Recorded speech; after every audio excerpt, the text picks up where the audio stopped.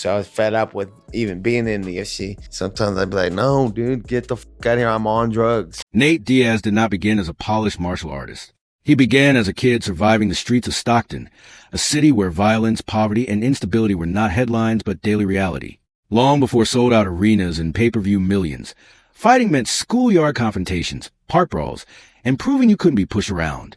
By the time Diaz entered professional MMA, his body had already absorbed years of punishment. Raised primarily by his mother while his father was largely absent, Nate grew up in a modest home with his older brother Nick Diaz acting as protector, mentor, and eventually life compass.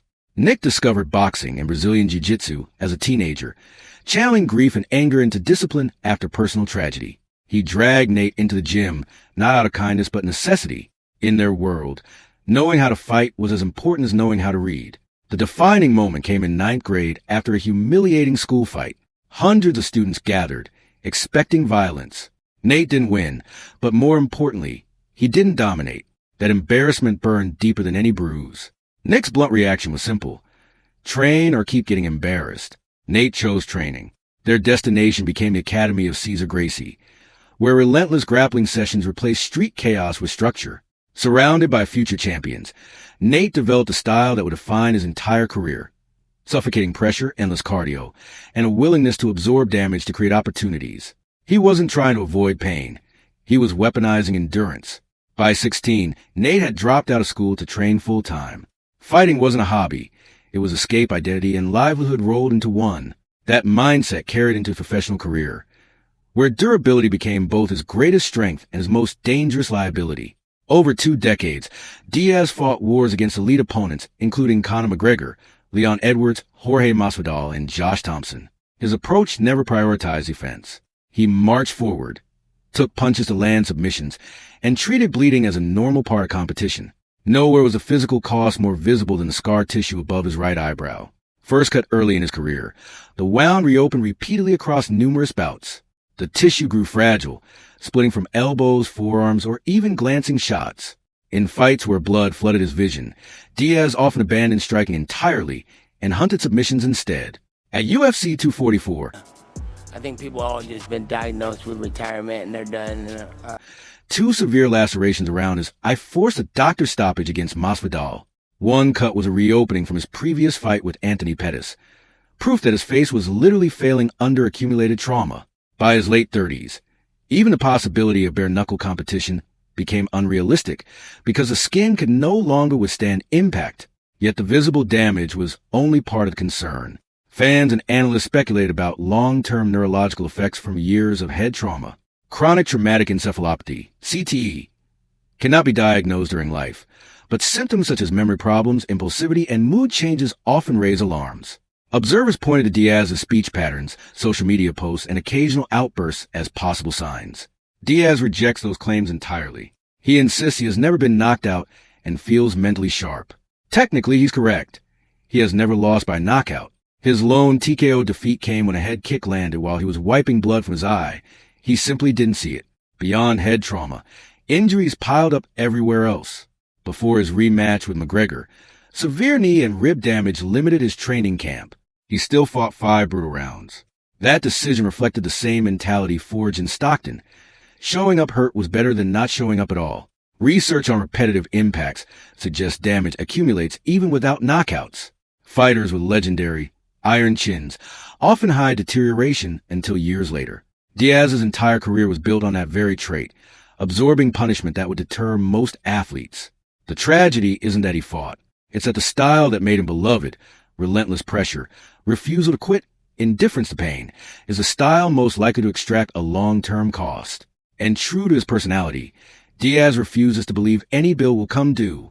Diaz's rise to global recognition began on The Ultimate Fighter, the reality competition that launched many careers inside the Ultimate Fighting Championship.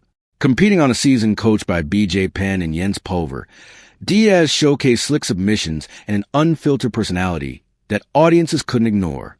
Winning the season secured him a UFC contract, but more importantly, a platform. For years, he built a reputation as one of the most entertaining fighters alive. Submissions, endless trash talk, and marathon fights earned him bonuses and a loyal fan base. Still, One night transformed him from fan favorite into superstar. March 5th, 2016. UFC 196 at the MGM Grand Garden Arena. Diaz stepped in on 11 days' notice to face McGregor, then the sport's biggest draw. Few gave him a chance. After surviving a dominant first round, Diaz turned the tide in the second. McGregor slowed, Diaz surged, and a desperate takedown attempt led to a rear naked choke. McGregor tapped. The upset shocked the world and generated over 1 million pay-per-view buys. Diaz's post-fight line, "I'm not surprised," became legendary. Their rematch at UFC 202 produced another classic, earning Diaz tens of millions across the two fights and cementing his status as a permanent A-list attraction. After years of contract disputes, Diaz fought his final UFC bout in 2022, submitting Tony Ferguson. He then crossed into boxing, facing Jake Paul in a lucrative event at the American Airlines Center. Though he lost by decision, he scored a knockdown and reportedly earned millions. Success inside competition did not translate to peace outside it. In April 2023 on Bourbon Street, Diaz was filmed choking a man unconscious during a street altercation following a boxing event. Authorities issued a warrant, but prosecutors later declined to pursue charges, citing self-defense. A civil lawsuit remains ongoing. Another incident occurred at Omnia nightclub inside Caesar's Palace, where Diaz allegedly struck a security guard. That case was ultimately dismissed. These episodes reinforce the perception that fame had not changed the Stockton fighter. He still reacted as if every confrontation might escalate into survival mode. Institutional conflicts followed him as well. The Nevada State Athletic Commission suspended him after a positive marijuana test, while disputes with USADA highlighted his disdain for authority. Fines, suspensions, and public controversies became recurring themes. Financial battles proved just as turbulent. Despite earning tens of millions, Diaz frequently fought promoters over pay. A major dispute with a promotion famio over a boxing purse left millions unpaid and tied up in legal proceedings. To gain control, Diaz launched his own company, Real Fight Incorporated, aiming to give fighters greater ownership, the opposite of the system he long criticized.